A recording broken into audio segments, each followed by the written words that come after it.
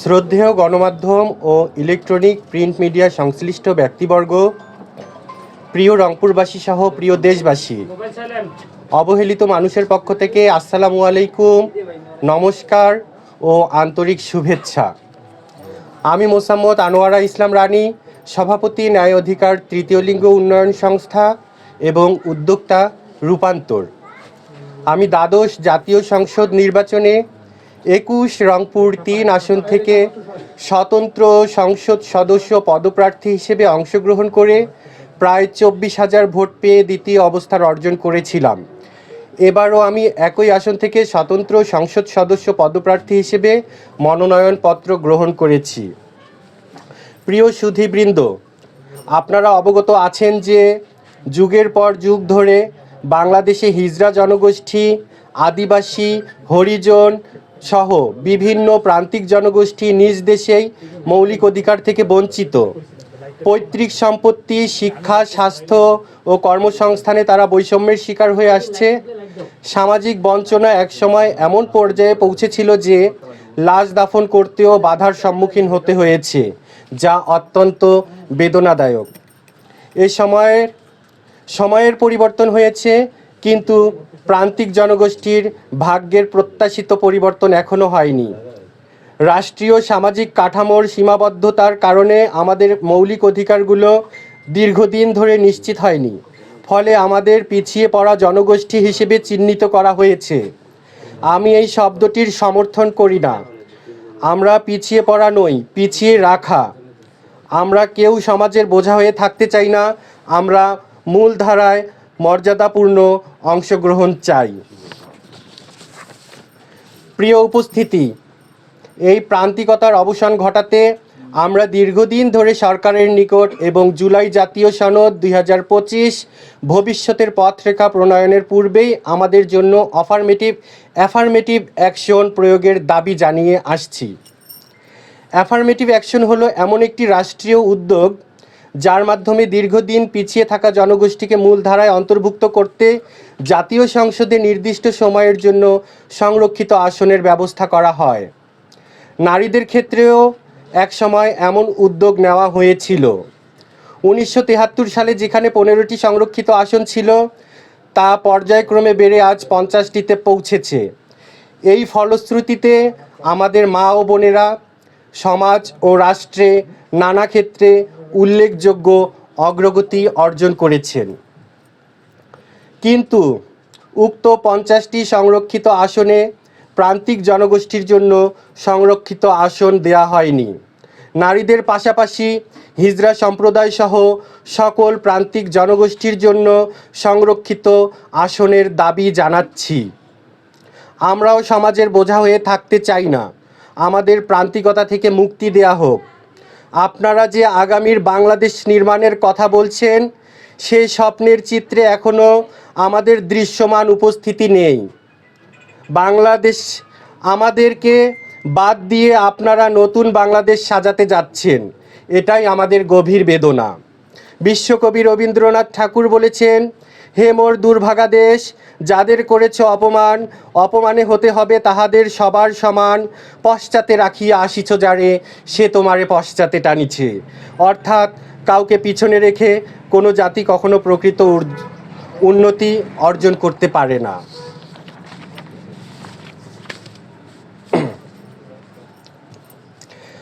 আমরা নারী ও পুরুষ উভয় বৈশিষ্ট্যের অধিকারী মানুষ। আমাদের জীবন ব্যবস্থা ভিন্ন হয়, আমরা অনেক ক্ষেত্রেই আরও নিবেদিতভাবে দায়িত্ব পালনে সক্ষম হই। প্রিয় জন্মভূমির কাছে হিজড়া জনগোষ্ঠী সহ সকল সুবিধাবঞ্চিত জনগোষ্ঠীর জন্য জাতীয় সংসদে সংরক্ষিত আসনের দাবিতে আমি ত্রয়োদশ জাতীয় সংসদ নির্বাচন 2026 উপলক্ষে 21 রংপুর 3 আসন থেকে আমার প্রার্থিতা প্রত্যাহারের ঘোষণা দিচ্ছি। একই সঙ্গে সম্মানিত ভোটারদের প্রতি আমার প্রার্থিতা প্রত্যাহারের প্রেক্ষিতে হরিণ প্রতীকে ভোট না দেওয়ার জন্য বিনীত অনুরোধ জানাচ্ছি। আমি আবার বলছি, প্রিয় জন্মভূমির কাছে হিজড়া জনগোষ্ঠী সহ সকল সুবিধাবঞ্চিত জনগোষ্ঠীর জন্য জাতীয় সংসদে সংরক্ষিত আসনের দাবিতে আমি ত্রয়োদশ জাতীয় সংসদ নির্বাচন 2026 উপলক্ষে 21 রংপুর 3 আসন থেকে আমার প্রার্থিতা প্রত্যাহারের ঘোষণা দিচ্ছি। একই সাথে সম্মানিত ভোটারদের প্রতি আমার প্রার্থিতা প্রত্যাহারের প্রেক্ষিতে হরিণ প্রতীকে ভোট না দেওয়ার জন্য বিনীত অনুরোধ জানাচ্ছি। এই প্রসঙ্গে আন্তরিকভাবে সকল রাজনৈতিক দল, প্রার্থী, তাদের সমর্থক এবং আমার নির্বাচনী কর্মী ও স্বেচ্ছাসেবকদের প্রতি অনুরোধ জানাচ্ছি, আমরা এই সিদ্ধান্তকে কেন্দ্র করে যেন কোথাও কোনো ধরনের উত্তেজনা, সংঘাত বা অপ্রীতিকর পরিস্থিতির সৃষ্টি না হয়। আমরা শান্তিপূর্ণ, সৌহার্দ্যপূর্ণ ও সহনশীল রাজনৈতিক পরিবেশে বিশ্বাস করি। প্রিয় রংপুরবাসী, আমি আপনাদেরই রংপুরের একজন সাধারণ নাগরিক। রংপুরের দীর্ঘদিনের অবহেলা ও বঞ্চনার যে ক্ষোভ আপনাদের মাঝে রয়েছে তা আমার মাঝেও সমানভাবে বিদ্যমান। গত নির্বাচনে আপনারা আমাকে যে ভালোবাসা ও সমর্থন দিয়েছেন তার জন্য আমি চিরকৃতজ্ঞ। আমি প্রতিশ্রুতি দিয়েছিলাম যে নির্বাচনে জয়ী হই বা না হই, মানুষের পাশে থাকব। আমি সেই অঙ্গীকার রক্ষা করেছি এবং ভবিষ্যতেও রক্ষা করব। সারা জীবন আমার সামর্থ্য অনুযায়ী অসহায় মানুষের পাশে থাকার অঙ্গীকার করছি।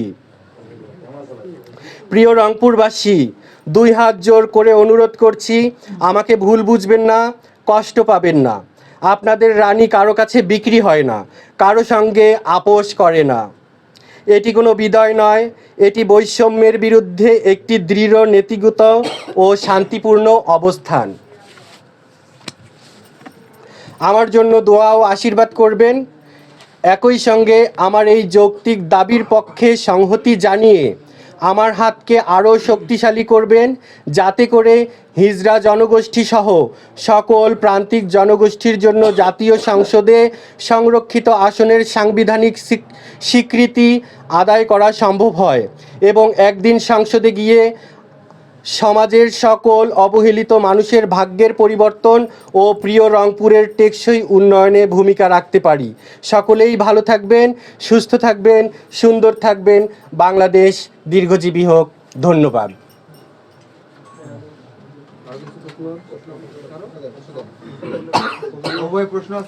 আচ্ছা, প্রশ্ন পর্বের আগে আমরা চা ব্রেক করতে পারি কি? একদম ভোটের একদম আগ মুহূর্তে এসে আপনি প্রার্থীতা প্রত্যাহার কেন করলেন? কোনো চাপ আছে কিনা আপনার উপর রাজনৈতিক দলগুলো? আমি আমার বিবৃতিতেই বলে দিয়েছি, কোনো ধরনের কোনো চাপ নেই, কোনো ধরনের কোনো ভয়ভীতি নেই। এটি একেবারে অবহেলিত মানুষের সাথে আপনারা যে নতুন বাংলাদেশ গড়ার কথা বলছেন, নতুন বাংলাদেশ দেখার স্বপ্ন দেখছেন, সেই বাংলাদেশে আমাদের উপস্থিতি নাই। সেই আমাদের উপস্থিতির জন্য এই যে আমাদের সাথে যে বৈষম্য হচ্ছে, এই বৈষম্যের বিরুদ্ধে আমাদের শান্তিপূর্ণ একটি অবস্থান।